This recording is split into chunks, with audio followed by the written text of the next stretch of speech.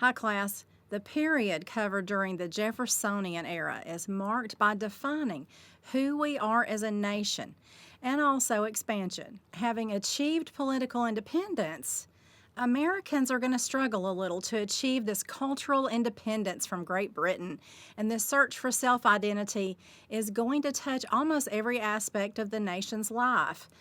American tastes in music, literature, and art begins to develop. And we're going to talk a minute about the Second Great Awakening that swept America. Also, the global process of industrialization is going to have a big impact in the United States. And meanwhile, American politics began to take on characteristics that are unique to us. At the center of this activity, at times leading it and at times being led, was Thomas Jefferson, a president whose versatility seemed to mirror the diversity of the nation.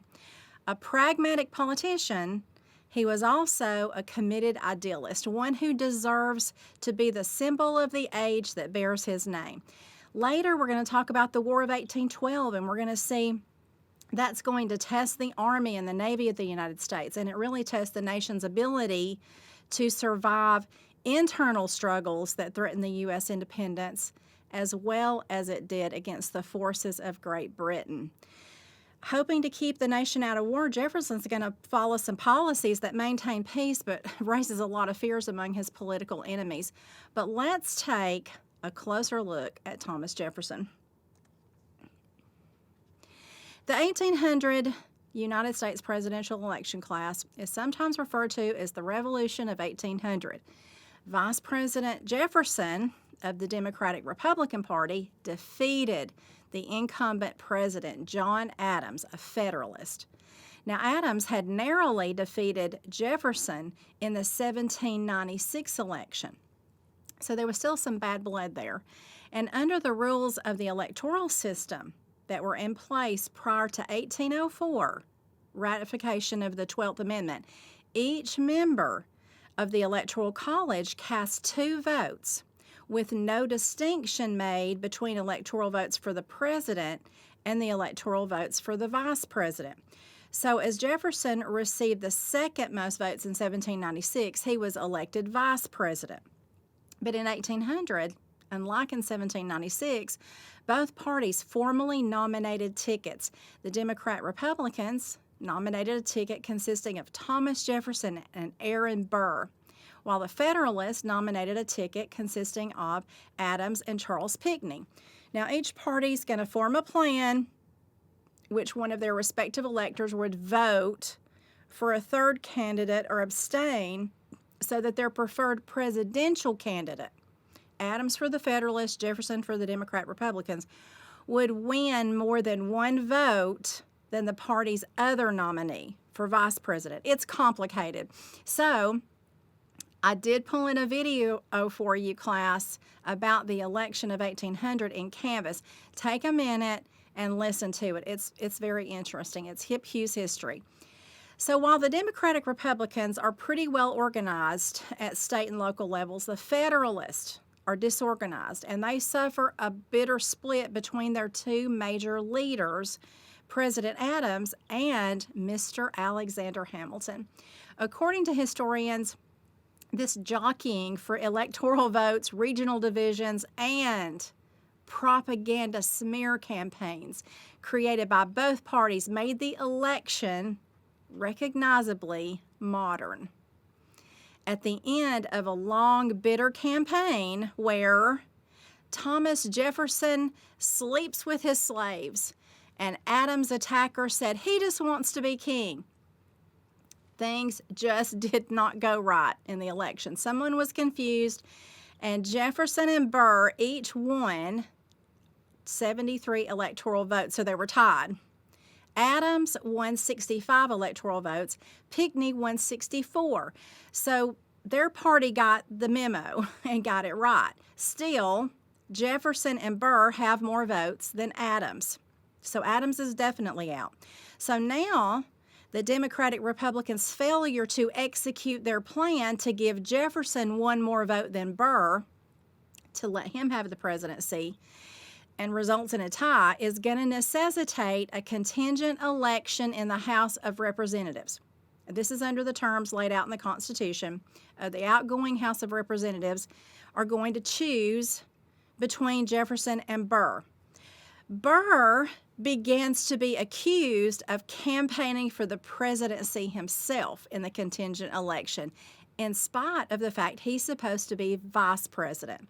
Each state delegation cast one vote, and a victory in the contingent election required one candidate to win a majority of the state delegations. Neither Burr nor Jefferson were able to win on the first 35 ballots of the contingent election. Most federal congressmen backed Burr. So enter Alexander Hamilton, class. He favors Thomas Jefferson over Burr, and he convinces several Federalists to switch their support to Jefferson, giving Jefferson a victory on the 36th ballot of the contingent election. You think this election was crazy. You should have been there in 1800. This is going to lead to some very bad blood between Burr and Hamilton. And you're going to see that play out in a deadly duel when Burr shoots Hamilton and kills him, very sadly. Adams did not go all that quiet. Adams' last act as president was the 1801 Judiciary Act, the Midnight Judges Act. And it was supposedly an act to provide for the more convenient organization of the courts of the United States. Adams, the leader of the Federalists, signed this act into law February 13, 1801, 3 weeks before the end of his presidency and the start of Jefferson's presidency. But what it really was, class, it allowed him to stack the court with Federalists. Does that sound familiar? He was able to put in several Federalist judges for life, and Jefferson is going to come in and repeal the act in 1802. Exciting stuff. So, class, who was Thomas Jefferson? He's more complicated than most of us think. He shunned organized religion, but he was a Bible scholar. He was a farmer, but he was a politician. The Sage of Monticello, as he was called, where he lived, the man of the people. Yet, for all his popularity, he will die in 1826 in debt. He was one of the primary authors of our Declaration of Independence, and he penned these words: "We hold these truths to be self-evident, that all men are created equal, that they are endowed by their Creator with certain inalienable rights, that among these are life, liberty, and the pursuit of happiness." But are all men created equal, class? What about the women? What about slaves? What about Native people? What about Sally Hemings? His Indian policies were abhorrent and set in motion the forced migration of Native Indians that we refer to as the Trail of Tears, where thousands died and were pushed out of their ancestral homeland. He didn't do that, but he put things in place that Jackson's going to do this. We're going to have a lot more about his Native Indian policies in one of your writing assignments, so be looking out for that. He's never going to free his slaves, and after his wife dies, he ended up in a long-term relationship with his wife's half-sister. They had the same father, but her mother, Sally's mother, was a slave. So Sally Hemings was a slave. I want to recommend a book here. I would like to recommend The Hemings of Monticello, class. This is a fabulous book, not only about Jefferson, his relationship with his slaves, and the life of Sally Hemings, but it's really a great book about this time frame that we're talking about. You'll learn so much from this book. It's great. Now, Jefferson's going to move the capital from New York to Washington, D.C. in 1800. He's going to walk to his inauguration dressed in ordinary clothes, and he will begin to send messages to Congress instead of appearing himself, which Washington had tried to meet with Congress, and they ignored him, and Adams did. But this really sets a pattern for future presidents. And in his first inaugural address, he defines American foreign policy with 12 words: peace, commerce, and honest friendships with all nations, entangling alliances with none. It was an attitude of neutrality. And class, we're going to try as a nation until World War II to follow these words and be neutral. You'll hear neutrality a lot, but it was not realistic. John F. Kennedy finally changes our path officially when he said we would go anywhere and pay any price to secure liberty. Jefferson tries to persuade Congress to abolish all taxes. He was successful in cutting our national debt, listen to this, in half from $83 million to $45 million. How about that? And he reduced our standing army to 2,500 soldiers. But can he keep all this up? During the Jefferson era, we are beginning to ask ourselves, who are we? We have fought the American Revolutionary War. We're now an independent nation. But who are we? What do we stand for? So we began to establish our national culture class. We're Americans. We're patriotic. We pull ourselves up by the bootstrap.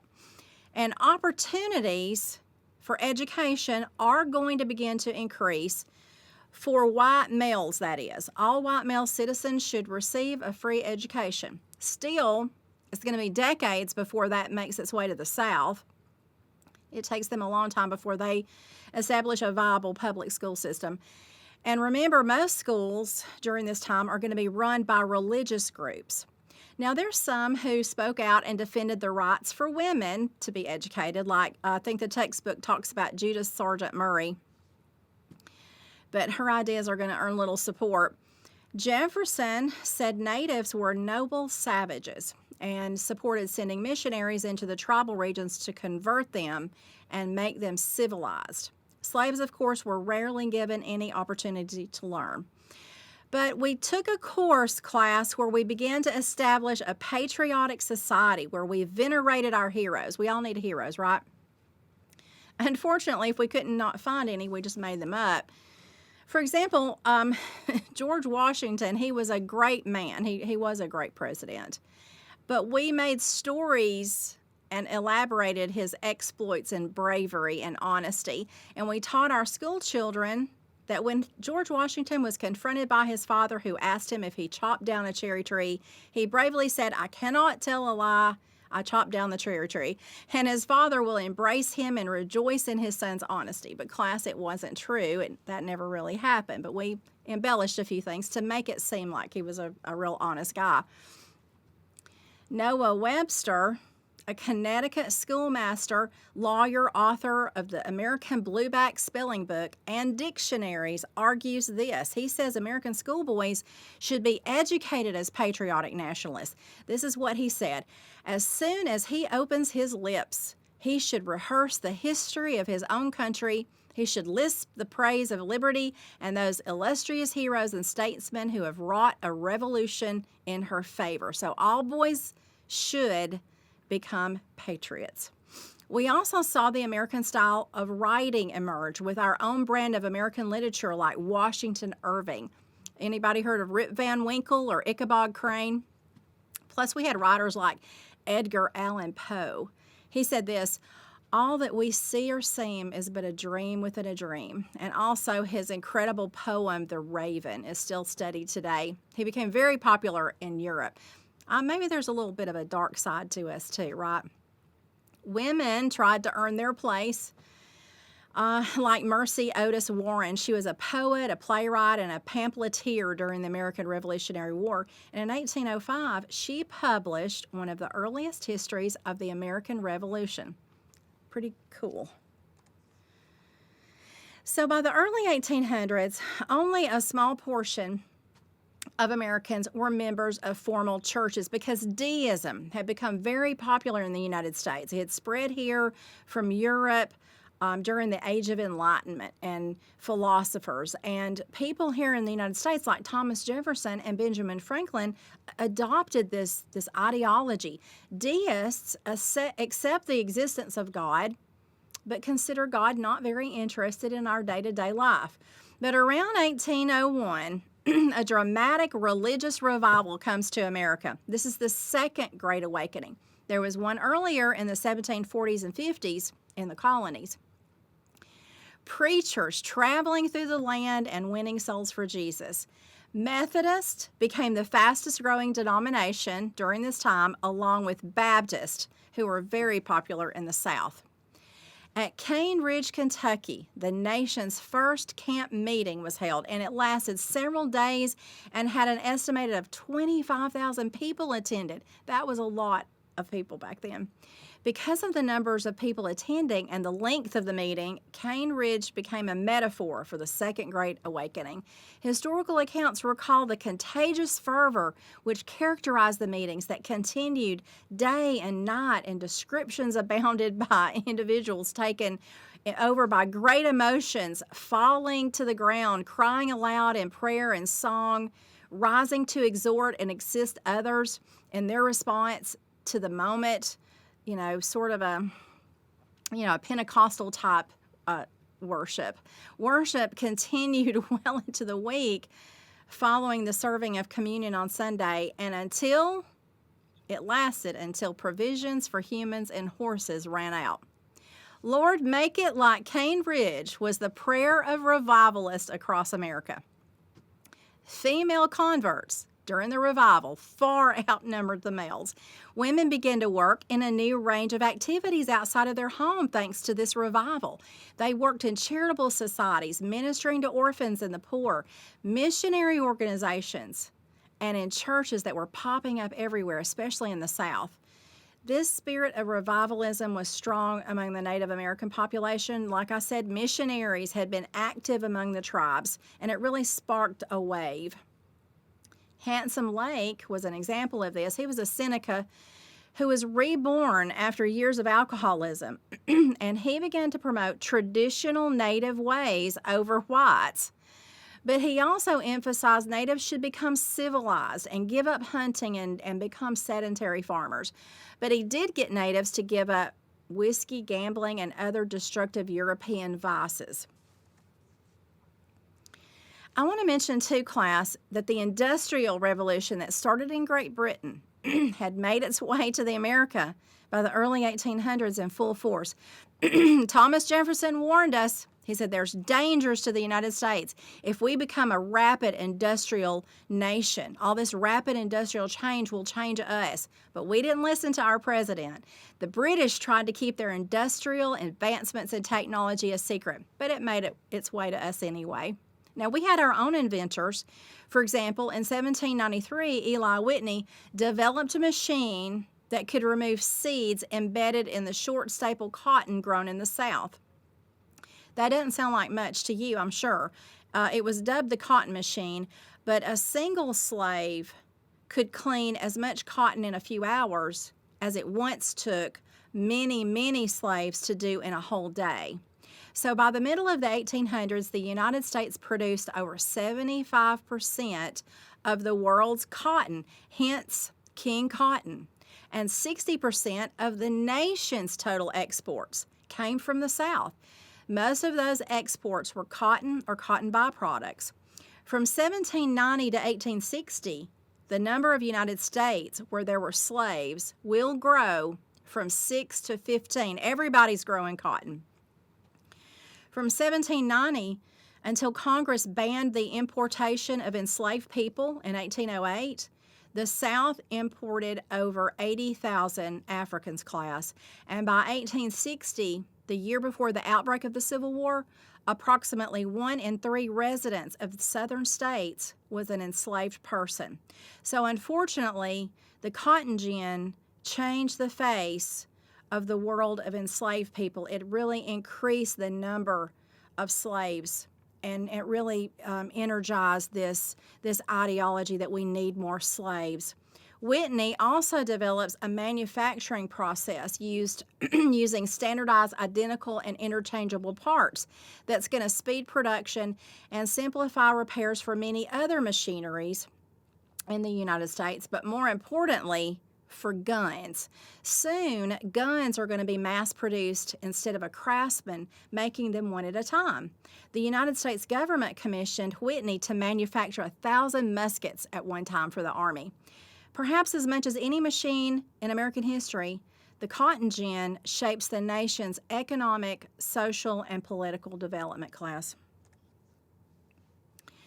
The new ruler of France after the French Revolution settles down was Napoleon Bonaparte. He was going to rule the world, class. He had designs on North America too, so he went about pressuring Spain for their land back west of the Mississippi. France had originally had the land west of Mississippi. Spain took it over. Now he pressured Spain for it back.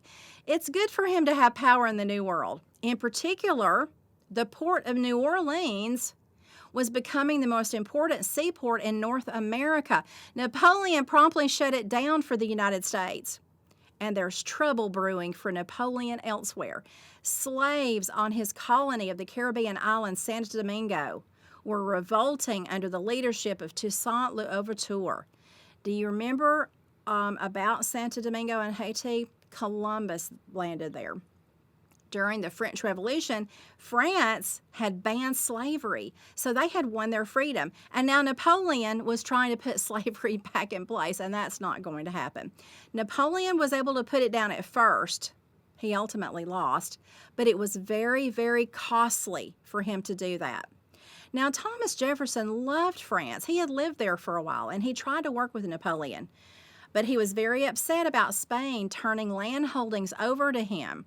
And he was very upset about Napoleon closing the port of New Orleans. He sends Robert Livingston, our U.S. minister to France, to talk to him. And Jefferson offers to buy the Louisiana Territory, as it was called, at the same time getting ready to go to war with France. Jefferson threatens to align with Great Britain, who was in constant war with France. Unfortunately for Napoleon, his French army in New Orleans was wiped out by a yellow fever epidemic. So Napoleon knew there was not much else he could do. He finally agreed to sell the Louisiana Territory, more than 800,000 square miles of land from the Mississippi River to the Rocky Mountains to the United States, for $15 million. That would break down to $18.75 an acre. Quite a bargain. This might be a problem, though. What about Jefferson's idea? We're going to have small government. We're going to have a simple, bucolic life of agrarian farmers. Let's not spend a lot of money. I don't think that's going to happen. After we bought it, Jefferson wanted to establish claims even further. He thought that we should take the region west of the Rocky Mountains too. So he sent Meriwether Lewis, his personal secretary, and William Clark, an American frontiersman, to explore the West. Their expedition class of discovery is really one of the greatest feats of exploration in history. For most of their 8,000-mile journey, they had no way of communicating back home, relying on horses, boats, their own feet, Indian guides like Sacagawea, who was 15 years old and had just had a baby. They encountered treacherous rapids, waterfalls, grueling mountain passes, and in this course of epidemic journey, the party encountered nearly 50 Indian tribes, not all of them were friendly, and identified 300 varieties of plants and animals previously unknown.